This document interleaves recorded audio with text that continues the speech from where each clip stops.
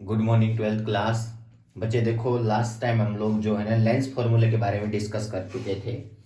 आज जो topic start कर रहे हैं वो है रिफ्रैक्टिंग सरफेस फॉर्मूला। बेटा रिफ्रैक्टिंग सरफेस फॉर्मूला, सभी हेडिंग डालो। Refracting surface formula. बेटा एक चीज आपके माइंड में होनी चाहिए कि जितने भी लेंस बनते हैं वो दो रिफ्रैक्टिंग सरफेस फॉर्मूले के कॉम्बिनेशन से बनते हैं। बेटा वो लेंस मेकर फॉर्मूला में करवाऊंगी का। कोई भी लेंस हुआ, चाहे कनकेव है, कन्वेक्स है, चाहे बेटा कनकेव है, कोई फर्क नहीं पड़ता बेटा। ये कनकेव, ये क्या है, कन्वेक्स। ये दो रिफ्रैक्टिंग सरफेस से ऐड होके बनता है बेटा। एक तो सरफेस ये है और एक सरफेस ये है बेटा। इन दोनों को ऐड करो, इसमें ये सरफेस और ये सरफेस बेटा। तो इसका मतलब यहाँ पे दो के कॉम्बिनेशन से बनते हैं ये रिफ्रैक्टिंग सरफेस बेटा। अब रिफ्रैक्टिंग सरफेस फॉर्मूले में क्या है बेटा कि एक ऐसा फॉर्मूला, एक ऐसा सरफेस जो दो रिफ्रैक्टिव इंडेक्स को, जैसे ये लेंस है बेटा, लेंस की रिफ्रैक्टिव इंडेक्स मान लिया म्यू1 है, म्यू2, और बाहर वाले की म्यू1 है। तो ये सरफेस, ये रिफ्रैक्टिंग सरफेस क्या करता है, इस रिफ्रैक्टिव इंडेक्स को क्या करता है, डिवाइड करता है बेटा। देखो डिवाइड करता है। फिर बाहर ये म्यू1 आ गया, दोबारा एयर आ गई, तो रिफ्रैक्टिव इंडेक्स म्यू1। तो ये किसको डिवाइड कर रहा है, म्यू2 और म्यू1 को। ये भी म्यू1 और म्यू2 को। तो ये एक ऐसा सरफेस जो रिफ्रैक्टिव इंडेक्स को क्या करता है बताओ, क्या करता है, अपार्ट, मतलब क्या, अलग करता है बेटा रिफ्रैक्टिव इंडेक्स को। वी कैन से, तो उसको बोलते हैं रिफ्रैक्टिंग सरफेस बेटा। कोई भी रिफ्रैक्टिंग सरफेस, चाहे ये हुआ चाहे ये हुआ बेटा, ये कॉम्बिनेशन बन गया। ये क्या बन गया, कॉम्बिनेशन बन गया। इनको अलग करो बेटा। देखो ये अलग अलग तो ऐसे बनेंगे। तो इसका मतलब दो रिफ्रैक्टिंग सरफेस को अलग करने वाला एक सरफेस क्या बोला जाता है, रिफ्रैक्टिंग सरफेस। इसके दो टाइप है बेटा, टाइप्स ऑफ रिफ्रैक्टिंग सरफेस में। एक तो concave refracting surface,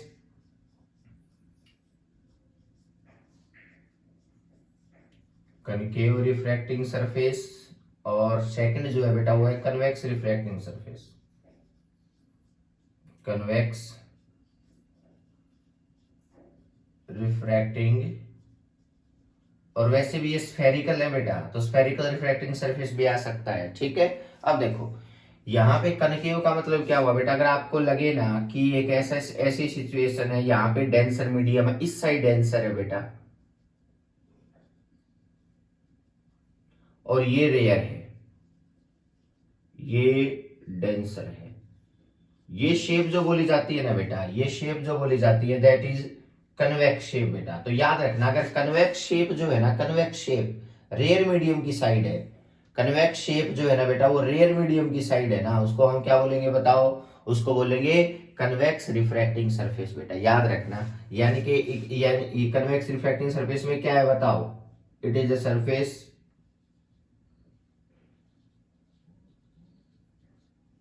in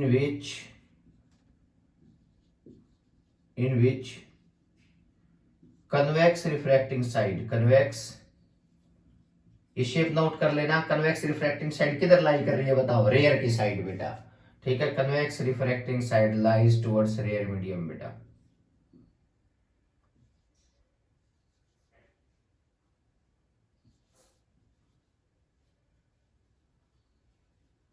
towards, ये रेयर है ना।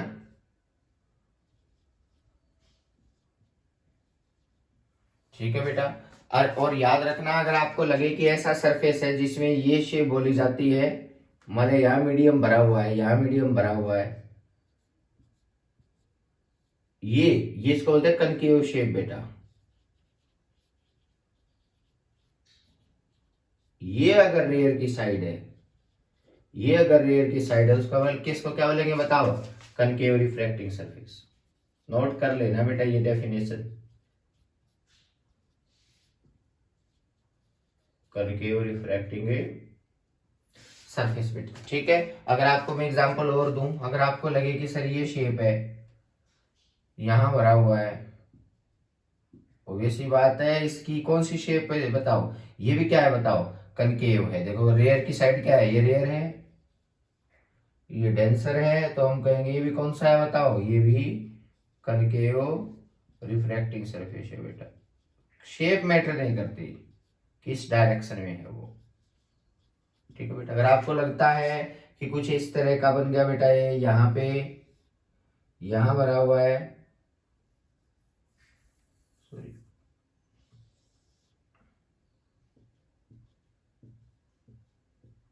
यहाँ भरा है। ठीक है बेटा, ये कौन सा है, रेयर की साइड कौन सा होगा बताओ, कन्वेक्स शेप आई है ना, तो कौन सा है बताओ, इधर रेयर इधर डेंसर, तो इसको क्या बोल दिया बताओ, कन्वेक्स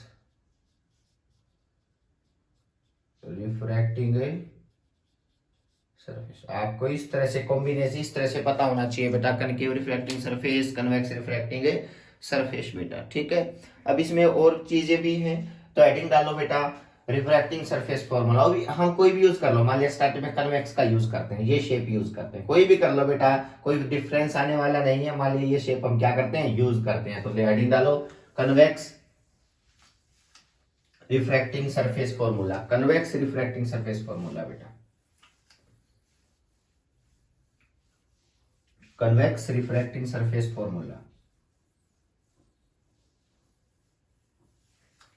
कोई इसमें परेशानी वाली बात नहीं है बेटा, बहुत इजी है, convex refracting surface formula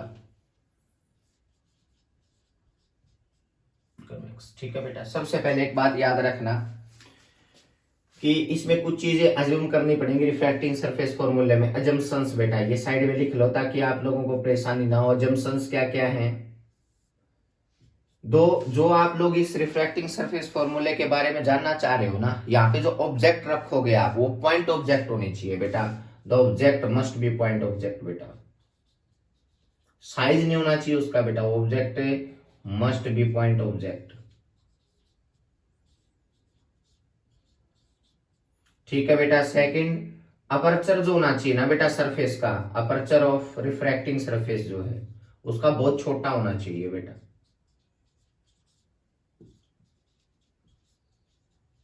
must be small. Third जो चीज बेटा ये है कि अगर आपको लगता है कि एंगल की बात करें तो जो एंगल है ना बेटा, angle of incidence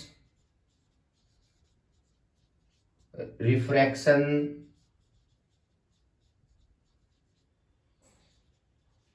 and normal with principal axis बेटा, ये भी याद रखना, with principal axis taken as very small,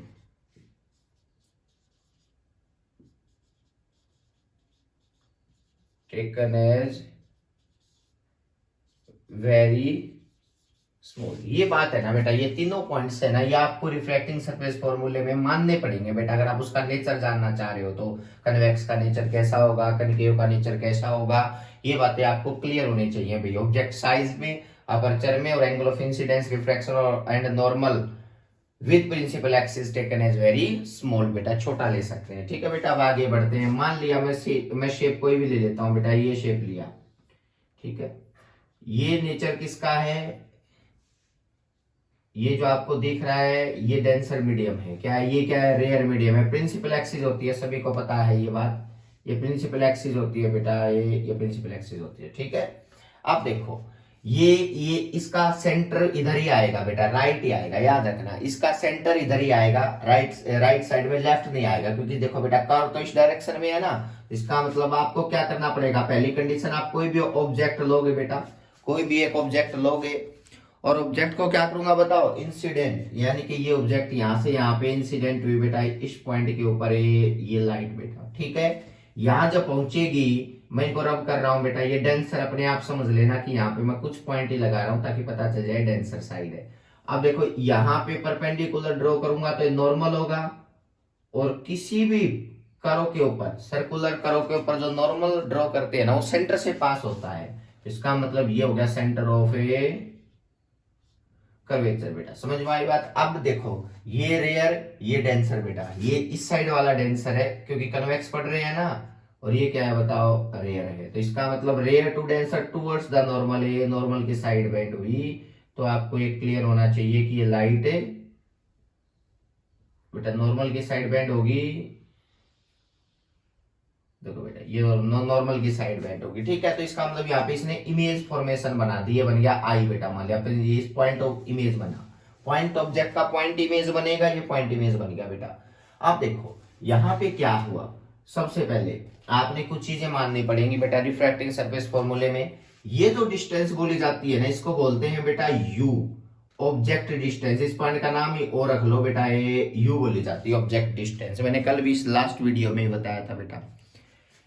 यहां से यहां तक की डिस्टेंस को बोलते हैं रेडियस ऑफ कर्वेचर बेटा, कैपिटल आर। डिस्टेंस पोल से लेकर के बेटा इसका नाम एस और इसका आई, ठीक है बेटा, ये आर। अब आगे है, ये जो डिस्टेंस ली जाती है ना बेटा इमेज तक की, इसको बोलते हैं वी।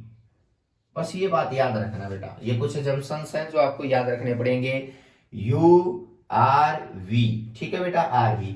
इस साइड की रिफ्रैक्टिव इंडेक्स को बोल दिया म्यू1, और इस साइड के रिफ्रैक्टिव इंडेक्स को क्या बोल दिया बताओ, म्यू2, क्योंकि मीडियम अलग है ना बेटा, वो रेयर मीडियम है, ये डेंसर मीडियम है। ये बातें आप अपने आप नोट भी करते चलता है बेटा अपनी कॉपी में। अब क्या है, refracting surface formula find out करना है बेटा, मतलब कुछ चीजें याद रखना। मान लिया बेटा ये ऑब्जेक्ट है ना, ऑब्जेक्ट है, ऑब्जेक्ट जो एंगल बनाती है ना ये मान लिया अल्फा बनाती है, नोट, ये भी नोट कर लेना। ऑब्जेक्ट प्रिंसिपल एक्सिस के साथ, ये प्रिंसिपल एक्सिस आ रही है बेटा बीच को, ये प्रिंसिपल एक्सिस है, इसके साथ अल्फा एंगल बनाया ऑब्जेक्ट ने। मान लिया बेटा बीटा बनाया इमेज ने, और गामा बनाया नॉर्मल ने बेटा, ये गामा बन गया बेटा। तो अल्फा बीटा गामा, ये सभी एंगल ब्लॉक बन गए यहाँ पे। आई और आर और दिखा दो बेटा, क्योंकि आई ये नॉर्मल, ये इंसिडेंट रे, एंगल बन गया आई बेटा, ये रिफ्रैक्टेड रे, ये एंगल बन गया आर बेटा, तो इसका मतलब एंगल है आर। आप लोगों के लिए विजिबल होगा बेटा, ये एंगल होगा आर बेटा, ठीक है। अब सुनना, इनमें ये डायग्राम अगर आपने बना दिया तो आपके हाफ मार्क्स तो वैसे ही क्लियर हो गए बेटा, अगर रिफ्रैक्टिंग सरफेस फॉर्मूला आया हुआ है तो बेटा। अब सुनो क्या है, सबसे पहले मुझे कुछ नहीं पता बेटा, ये पॉइंट एस देखो, ये यहाँ पे रिफ्रैक्ट हुई है लाइट बेटा, और मैं स्नेल्स लॉ जानता हूं ना। स्नेल्स लॉ क्या कहता है, स्नेल्स लॉ बताओ बेटा, स्नेल्स लॉ लगा दो पॉइंट पी के ऊपर बेटा, Snell's law at point P. वैसे कुछ जानते नहीं है बच्चे, रिफ्रैक्शन में स्नेल्स लॉ ही यूज होता है बेटा, तो Snell's law at point S बेटा, जहां मीडियम चेंज होता है। तो क्या हो गया, स्नेल्स लॉ क्या कहता है, sine I by sine R, इस पॉइंट पे बेटा एस पे is equal to म्यू2 by mu one, क्योंकि जहां जा रही है वो ऊपर आता है और जहां से जा रही है बेटा वो नीचे आता है, तो म्यू2 बाई क्या आ गया बताओ, म्यू1, ये वैल्यू आ गई बेटा। एंगल तो छोटे लिए गए हैं, स्मॉल, तो मैंने आप लोगों को लिखवाया था, अगर एंगल छोटे है ना बेटा तो साइन थीटा को थीटा लिख सकते हो, और थीटा की जगह टेन थीटा भी लगा सकते हो, एक ही बात है बेटा। अगर एंगल छोटे है ना तो ये तीनों चीजें एक ही होती है बेटा, आप अलग अलग टेन थीटा लगा दो, साइन थीटा लगा दो, कोई फर्क पड़ने वाला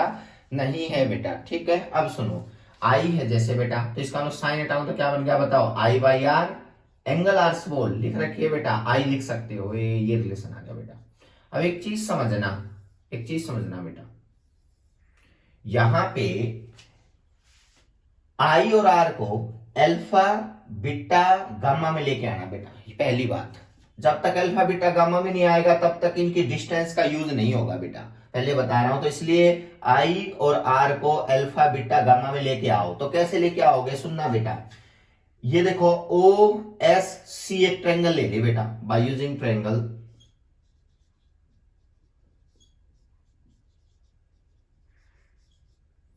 ओ एस सी ले बेटा। इसमें क्या है, इस सम ऑफ इंटीरियर यानी कि अल्फा प्लस गामा, एक्सटीरियर क्या है आई के इक्वल होंगे। लो बेटा एक ए आई तो आ गया अल्फा गामा में अपने आप। अगला ट्रायंगल लो, आर आना चाहिए, देखो बेटा एस सी आई लो बेटा, आप अपने आप देख सकते हो साइड ट्रायंगल बेटा, by using triangle S C I. क्या देखा बेटा, इंटीरियर का सम यानी कि R plus beta is equal to gamma, और आर किसकी इक्वल आ गया बताओ, गामा माइनस ए बेटा, यहां पुट कर दो बेटा। तो क्या बन गया बताओ, alpha plus gamma upon gamma minus beta is equal to म्यू2 by म्यू1। फिर मैंने क्या किया बेटा, इन पे अलग अलग टेंजेंट थीटा लगा लिया। तो अगर मैं टेंजेंट लगाता हूं तो क्या बनेगा, टेंजेंट अल्फा प्लस टेंजेंट है, क्योंकि एंगल छोटे है ना बेटा, और छोटे एंगल है तो ये चीजें हटा सकते हैं, लगा सकते हैं बेटा, tan gamma minus tan beta is equal to mu two by mu one बेटा। क्लियर है? अब देखो tan alpha tan beta tan gamma कैसे निकालोगे? मैंने क्या किया, एक परपेंडिकुलर ड्रॉ कर लिया बेटा, निकालने के लिए बड़ा इजी है। इसका नाम मैंने पी डैश रख लिया बेटा, इसका नाम पी डैश है। ठीक है, एक परपेंडिकुलर। और बेटा ये कर्व अपर्चर इतना छोटा है कि पी और पी डैश में ज्यादा डिफरेंस नहीं है बेटा, यानी कि पी अप्रोक्सीमेटली पी डैश पे ही मान लो बेटा, आसपास ये बहुत ज्यादा क्लोज है। तो मतलब हम डिस्टेंस यहां से माने यहाँ से माने कोई फर्क पड़ने वाला नहीं है। तो देखो टेन अल्फा के लिए देखो बेटा राइट एंगल ट्रायंगल देखनी पड़ेगी, देख लिया, परपेंडिकुलर ड्रॉ करना जरूरी था। तो टेन अल्फा कैसे निकालोगे? देख लो ट्रायंगल लेते जाओ बेटा, O S P dash, right angle बन गई ना आप तो बेटा, यानी कि फॉर टेन अल्फा के लिए, फॉर टेन अल्फा के लिए जो मैं ट्रायंगल यूज करूंगा, ट्रायंगल जो यूज की जाएगी वो की जाएगी ओ एस पी डैश बेटा, नोट कर लेना। टेन बीटा के लिए डायरेक्टली लिख देता हूं, फॉर टेन बीटा के लिए सभी बच्चे जानते हैं टेन बीटा कहां जानेगा बताओ? टेन बीटा ये है, ये perpendicular S P dash I. और टेन गामा के लिए कौन सी ट्रायंगल लेनी पड़ेगी? एस पी डैश सी। तो बेटा बस आपका काम है परपेंडिकुलर अपन बेस करते जाओ, आपका आंसर आ जाएगा बेटा। तो देखो टेन अल्फा, टेन अल्फा क्या होगा बताओ? परपेंडिकुलर अपॉन बेस, बेस क्या है ये वाला ओपी डैश, माइनस प्लस बेटा टेन गामा, टेन गामा के लिए कौन सी इक्वेशन ये वाली, तो इसका लो टेन गामा के लिए यूज करूंगा तो इसका मतलब एस पी डैश तो है ही सेम ऊपर परपेंडिकुलर, इसका बेस क्या आएगा? पी डैश सी। ये डिवाइड में है बेटा, डिवाइड का साइन है, क्या आएगा बताओ? डिवाइड में बेटा टेन गामा यही आएगा, S P dash upon P dash C, minus का साइन बेटा, माइनस का साइन कैसे क्या है बताओ? Minus tan beta, tan beta के लिए क्या होगा बताओ? एच डैश पी तो आएगा, ये आएगा अपॉन क्या है बताओ? P dash I. बस बेटा कुछ नहीं किया, हम ट्रायंगल से क्या पुट कर ली? वैल्यू पुट कर ली बेटा। ये दोनों ऊपर नीचे कैंसिल, ये नीचे ये ऊपर एस पी डैश को लेके कैंसिल हो गए। अब बस आप वैल्यू पुट करते जाओ बेटा। ओपी डैश किसके बराबर है? ओपी डैश, ओपी डैश या ओपी एक ही बात है, ओपी डैश बोलो ओपी बोलो। ये डिस्टेंस होगी माइनस का यू, माइनस का यू देख लो बेटा, लेफ्ट साइड की डिस्टेंस नेगेटिव ली जाती है। P dash C is equal to, P dash C किधर आया बताओ? पी डैश सी ये बेटा, ये कितना बन गया? प्लस का आर बेटा। और मैंने कहा पी डैश आई, ये क्या बनेगा? प्लस का वी, तो पी डैश आई बन गया प्लस का। लो बेटा कुछ नहीं करना, ये रिजल्ट आपको बस यहाँ भी इस फॉर्मूले में क्या कर देने हैं? पुट कर देने हैं बेटा। स्टेप बाय स्टेप चलते जाएंगे, कोई ऐसी चीज नहीं है जो आप लोगों को प्रॉब्लम क्रिएट करे। अब आगे बढ़ो, अब आगे बढ़ो बेटा। डायरेक्ट रिजल्ट लिख देता हूं अब मैं, पुट करने के बाद इज इक्वल टू क्या था? Mu two by mu one था ना, mu two by mu one तो चल ही रहा, equal to mu two by mu one. तो रिजल्ट पुट करो, वन अपॉन ओपी डैश किस तरह? माइनस का यू बेटा, प्लस वन अपॉन आर, ये अपॉन बेटा टोटल का upon one upon P dash C, यानी कि वन अपॉन आर बेटा, माइनस का साइन है, one upon P I dash, P I dash क्या है? वन अपॉन में वी बेटा, is equal to mu two by बेटा क्रॉस मल्टीप्लाई कर दो, क्रॉस मल्टीप्लाई करोगे तो क्या आ गया? म्यू वन को इधर और म्यू टू इनको इधर बेटा, तो म्यू वन बाई में माइनस का यू अलग अलग कर लूं बेटा, प्लस में म्यू वन बाई में आर, क्रॉस मल्टीप्लाई करके मल्टीप्लाई। देखो इसको करोगे तो क्या बन गया? Mu two by R minus mu two by V. ठीक है बेटा, आर आर वाले एक साथ ले लो तो क्या बन गया बताओ? Mu one by U minus का प्लस का बन गया mu two by V is equal to बेटा, आर वालों को इकट्ठा करोगे ना इधर, इधर क्या आएगा? माइनस का ना, तो mu two minus mu one by में क्या आएगा? आर। इसको बोलते हैं रिफ्रैक्टिंग सरफेस फॉर्मूला, याद रख लेना बेटा, रिफ्रैक्टिंग सरफेस फॉर्मूला बोलते हैं इस रिजल्ट को। स्टार लगा लेना कन्वेक्स का रिफ्रैक्टिंग सरफेस फॉर्मूला बेटा, स्टार लगा के नोट कर लेना। क्लियर है? ऐसा ही कनकेव का कर सकते हो, कनकेव का भी शेप बदलेगी सिर्फ, लेकिन एंगल वेंगल सब क्या लेने पड़ेंगे? सेम। क्लियर है बेटा? कल कनकेव के बारे में डिस्कस करेंगे।